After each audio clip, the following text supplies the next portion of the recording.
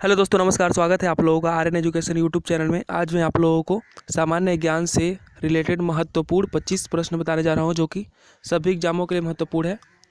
तो आपको अगर वीडियो पसंद आए तो वीडियो को लाइक कीजिएगा और चैनल को सब्सक्राइब कीजिएगा। तो चलिए वीडियो स्टार्ट करते हैं। केंद्र सरकार ने 2022 में कितने पद्मश्री पुरस्कार की घोषणा किया है? ठीक है, जो केंद्र सरकार द्वारा 2022 में कितने पद्मश्री पुरस्कार जो है दिए जाएंगे, ये केंद्र सरकार द्वारा कितने पुरस्कारों की घोषणा की गई है, आप लोग बताएंगे। ऑप्शन नंबर ए 107, 108, 109 या फिर 106। तो केंद्र सरकार द्वारा 2022 में जो पद्मश्री पुरस्कार है जो है 107 पद्मश्री पुरस्कार की घोषणा की गई है।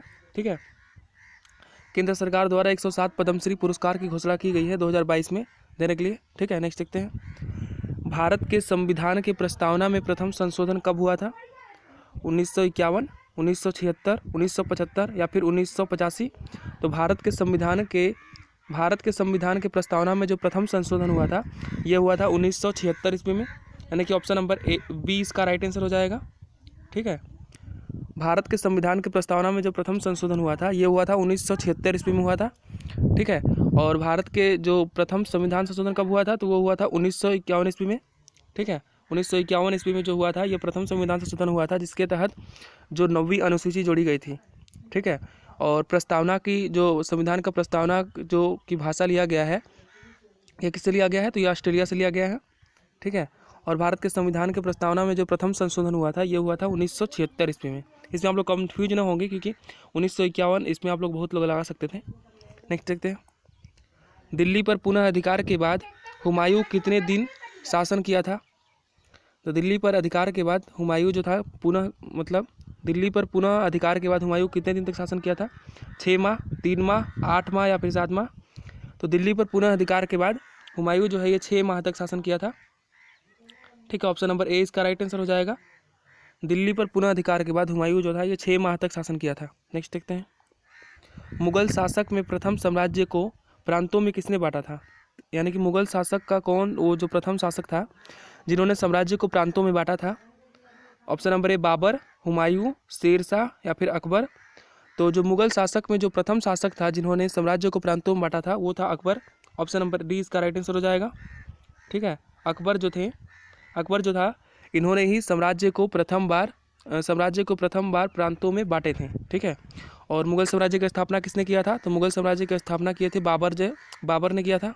ठीक है, और मुगल की जो राजकीय भाषा कौन सी थी? तो मुगल की जो राजकीय भाषा थी ये थी फारसी। ठीक है, नेक्स्ट देखते हैं। किस ऐप के जरिए पीएफ से एडवांस पैसा निकाला जा सकता है? पेटीएम, फ़ोनपे, भारत पे या फिर उमंग ऐप। तो बताएंगे आप लोग किस ऐप के जरिए जो पीएफ जो होता है उससे आप एडवांस पैसा निकाल सकते हैं? पेटीएम, फ़ोनपे, भारत पे या फिर उमंग ऐप। तो जो उमंग ऐप है, ठीक है, ऑप्शन नंबर डी इसका राइट आंसर हो जाएगा। उमंग ऐप के जरिए पीएफ से एडवांस पैसा निकाला जा सकता है। ठीक है, और इस बार जो 2022 में जो सर्वाधिक डिजिटल पे के माध्यम से ऐप के माध्यम से सर्वाधिक पे किया गया था, तो ये फ़ोन पे है। ठीक है, और भारत पे जो है ये भारत सरकार द्वारा चलाया गया एक ऐप है, इसके द्वारा भी आप पेमेंट कर सकते हैं, पेमेंट ले भी सकते हैं। ठीक है, और पेटीएम की स्थापना भी भारत में ही किया गया है। पेटीएम भी भारतीय कंपनी ही है। नेक्स्ट देखते हैं। गाय और भैंस के थनों से दूध उतारने के लिए किस हार्मोन की सुई लगाया जाता है? ठीक है, गाय और भैंस के थनों से दूध उतारने के लिए किस हार्मोन का सुई लगाया जाता है? इंटरफेरोन, ऑक्सीटोसिन, इंसुलिन या फिर इंटरफेरोन। तो गाय और भैंस के थनों से दूध उतारने के लिए ऑक्सीटोसिन हार्मोन की सुई लगाया जाता है। ठीक है, ऑप्शन नंबर बी इसका राइट आंसर हो जाएगा। गाय और भैंस के थनों से दूध उतारने के लिए ऑक्सीटोसिन हार्मोन का सुई लगाया जाता है। नेक्स्ट देखते हैं। नई राष्ट्रीय कृषि नीति में कृषि विकास का लक्ष्य कितना रखा गया है? यानी कि जो नई राष्ट्रीय कृषि नीति आया है, इसके तहत कृषि की जो विकास है, कृषि विकास जो है ये कितना का लक्ष्य कितना रखा गया है? 5%, 4%, 3% या फिर 8%। तो नई राष्ट्रीय कृषि नीति में कृषि विकास जो है ये 4% रखा गया है। ऑप्शन नंबर 20 का राइट आंसर हो जाएगा। ठीक है, नई राष्ट्रीय कृषि नीति में कृषि विकास जो है ये 4% रखा गया है। नेक्स्ट देखते हैं। ड्रिप सिंचाई सुविधा किस देश द्वारा विकसित किया गया है? यानी कि जो फसलों की सिंचाई के लिए ड्रिप सिंचाई पद्धति जो है ये किस देश द्वारा विकसित किया गया है? इस पद्धति में जो पानी का बहुत कम मात्रा में अच्छा सिंचाई हो पाता है, तो इसका विकास किस देश में किया गया था? अमेरिका, भारत, इजराइल या फिर चीन। तो जो ड्रिप सिंचाई पद्धति का शुरुआत जो है ये इजराइल में किया गया था। ठीक है, इजराइल के एक आदमी ने ड्रिप सिंचाई पद्धति का शुरुआत किए थे या फिर खोज किए थे। ठीक है, नेक्स्ट देखते हैं। शिवाजी ने राजस्व में भू राजस्व कितना बढ़ा दिए थे? जो शिवाजी थे ये राजस्व में भू राजस्व को कितना बढ़ा दिए थे? 40%, 35%, 38% या फिर 50%। तो जो शिवाजी थे ये भू राजस्व को 40% बढ़ा दिए थे। ठीक है, ऑप्शन नंबर ए इसका राइट आंसर हो जाएगा। जो शिवाजी थे ये भू राजस्व को 40% बढ़ा दिए थे। नेक्स्ट देखते हैं। किस द्रव्य के एकत्रित होने से मांसपेशियां थकान महसूस करती है, यानी मांसपेशियां थक जाती है? गैस्ट्रिक अम्ल, लैक्टिक अम्ल, बेंजोइक अम्ल या फिर पेरिक एसिड। तो जो लैक्टिक अम्ल है, ठीक है, लैक्टिक अम्ल जो है इससे जमा हो जाने से मांसपेशियां थकान की महसूस करती है। ठीक है, लैक्टिक अम्ल यदि जमा हो जाता है शरीर में तो मांसपेशियां जो है ये थकान का अनुभव करता है, यानी कि शरीर थक जाता है। ठीक है, और गैस्ट्रिक अम्ल जो पेट में पाया जाने वाला अम्ल जो है ये गैस्ट्रिक अम्ल है। नेक्स्ट देखते हैं। और ये सोडियम बेंजोनेट जो होता है उससे खाना को मतलब अच्छे तरह से सुरक्षित रखा जाता है, वो सोडियम बेंजोनेट से रखा जाता है। नेक्स्ट देखते हैं। निम्न में से किस राज्य को सिलिकॉन राज्य कहा जाता है? उत्तर प्रदेश, बिहार, कर्नाटक या फिर केरल। तो जो सिलिकॉन राज्य कहा जाता है ये कहा जाता है कर्नाटक को। ठीक है, कर्नाटक की राजधानी कहाँ पर है? तो कर्नाटक की राजधानी बेंगलुरु है। ठीक है, और केरल जो है भारत का प्रथम डिजिटल राज्य है। ठीक है, और सर्वाधिक साक्षरता वाला जो राज्य जो है ये भी केरल ही है। तो सिलिकॉन राज्य किसे कहा जाता है? तो कर्नाटक को सिलिकॉन राज्य कहा जाता है। नेक्स्ट देखते हैं। शताब्दी एक्सप्रेस की शुरुआत कब हुई थी? 1995, 1942, 1936 या फिर 1988। तो जो शताब्दी एक्सप्रेस थी इसकी शुरुआत जो हुआ था ये हुआ था 1988 ईस्वी में। ठीक है, और रेलवे बोर्ड की स्थापना कब हुआ था? तो रेलवे बोर्ड की स्थापना हुआ था 1905 ईस्वी में। और रेलवे बोर्ड का राष्ट्रीयकरण कब हुआ था? तो रेलवे बोर्ड का राष्ट्रीयकरण हुआ था 1950 ईस्वी में।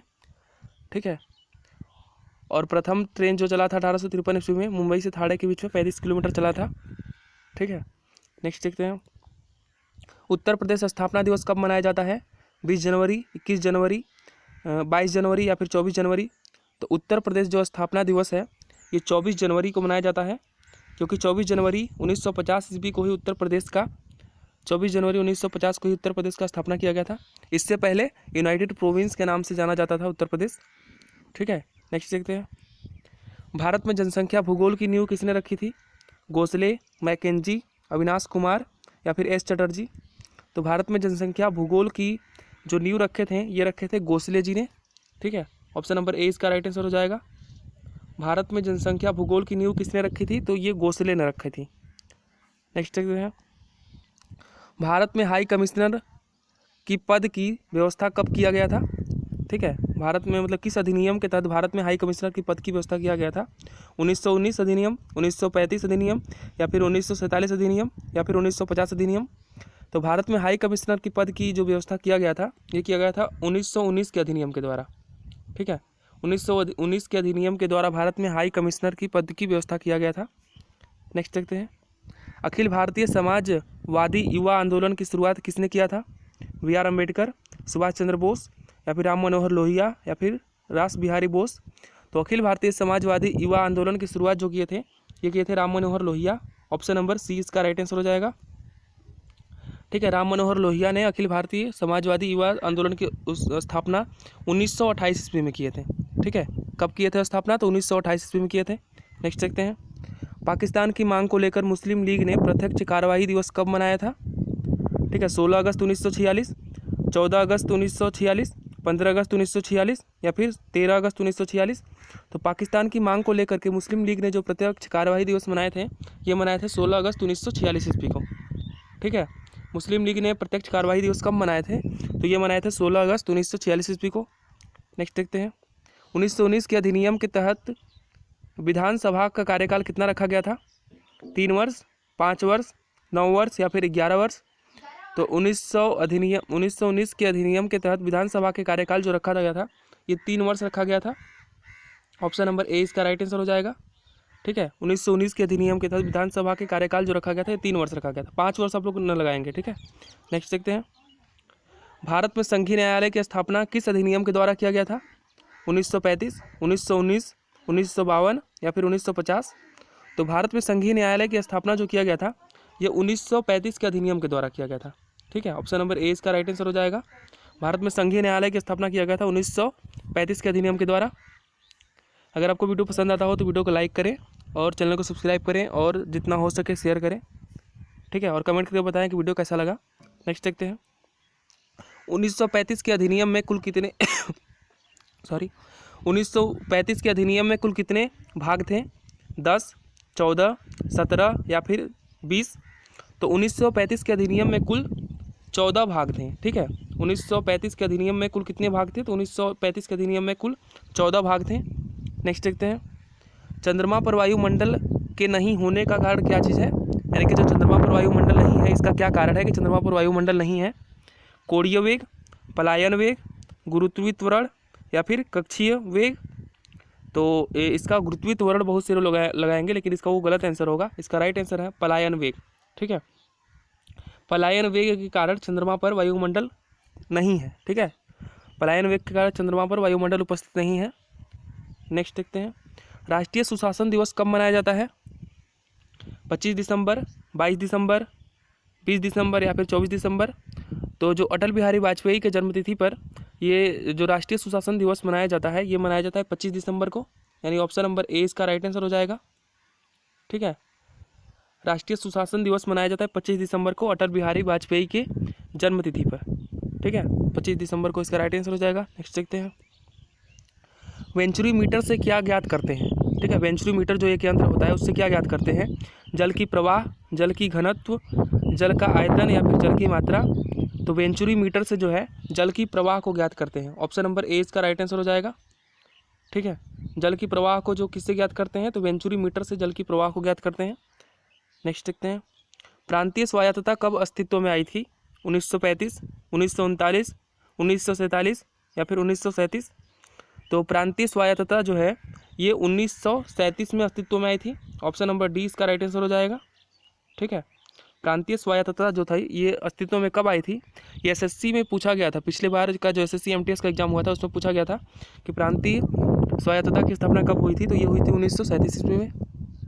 ठीक है, नेक्स्ट देखते हैं, किस राष्ट्रपति का जन्मदिन 4 साल में एक बार आता है? ठीक है, वो कौन से राष्ट्रपति थे जिनका जन्मदिन जो है 4 साल में एक बार आता है? ज्ञानी जैल सिंह, मोरारजी देसाई, डॉक्टर राजेंद्र प्रसाद या फिर संजीव रेड्डी? तो जो मोरारजी देसाई हैं, ठीक है, मोरारजी देसाई का जन्मतिथि जो है ये 4 साल में एक बार आता है। ठीक है, 4 साल में एक बार जो है मोरारजी देसाई का जन्मदिन आता है। और सबसे जो कम उम्र के राष्ट्रपति थे ये कौन थे? तो ये थे आपके ज्ञानी जैल सिंह। ठीक है, और नीलम संजीव रेड्डी जो थे ये पूर्णतः मतलब कि उससे पूर्णतः सम्मति से नियुक्त होने वाले पहले राष्ट्रपति जो थे ये संजीव रेड्डी थे। और किस राष्ट्रपति का जन्मदिन 4 साल में एक बार आता है? तो ये मोरारजी देसाई का जन्मदिन जो है ये 4 साल में एक बार आता है। ठीक है, तो दोस्तों ये था आप लोगों के लिए आज का वीडियो। अगर वीडियो पसंद आया हो तो वीडियो को लाइक करें और चैनल को सब्सक्राइब करें। वीडियो देखने के लिए थैंक यू। जय हिंद, जय भारत।